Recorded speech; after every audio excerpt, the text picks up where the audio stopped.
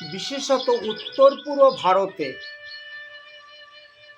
এবং দক্ষিণ ভারতে এই শ্রাবণ মাসের সংক্রান্তিতে, কখনো কখনো ভাদ্র মাসের সংক্রান্তিতে এই মনসা দেবীর পূজা হয়।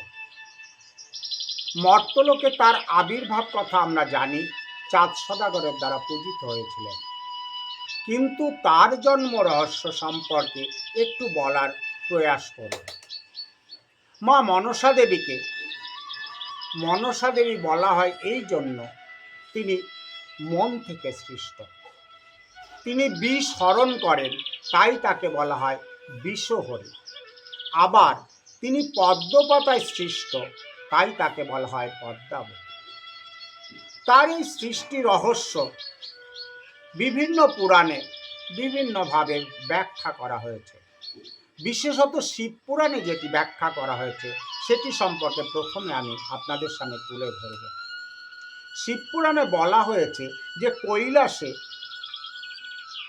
শিবজি ধ্যানস্থ ছিলেন এবং মানস চক্ষে তিনি দেখতে পেলেন মর্তবাসী সর্পকুল দ্বারা আক্রান্ত এবং ভীত হওয়ার কষ্ট।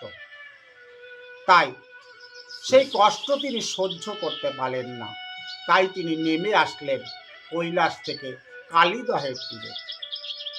কালীদহের তীরে এসে তিনি দেখলেন সেই রম্য বন।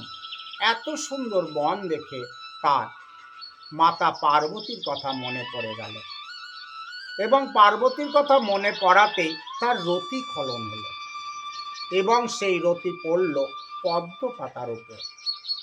সেই পদ্ম পাতাটি ভাসতে ভাসতে চলে গেল পাতাল লোকে এবং পাতাল লোকে পাতাল রাজ বাসুকীর কাছে মানুষ হতে লাগল মনসা দেবী।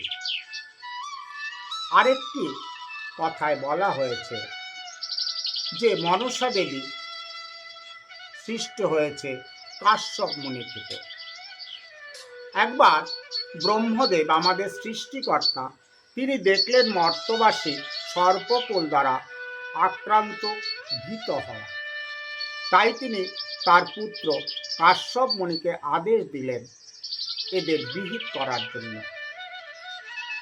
কাশ্যপ মুনি এবং তার 13 জন স্ত্রীর মধ্যে কদ্রুমণি, এই কদ্রু দেবী থেকে সৃষ্টি হলো নাগকুল, শেষনাগ, বাসুকী, মনসা ইত্যাদি। আবার বলা হচ্ছে কাশ্যপ মুনির মন থেকে সৃষ্টি হয়েছে মনসা দেবী। এখন এই মনসা দেবী পূজিত হন, আমি আগেই বলেছি, উত্তর পূর্ব ভারতে এবং দক্ষিণ ভারতেও পূজিত হয়।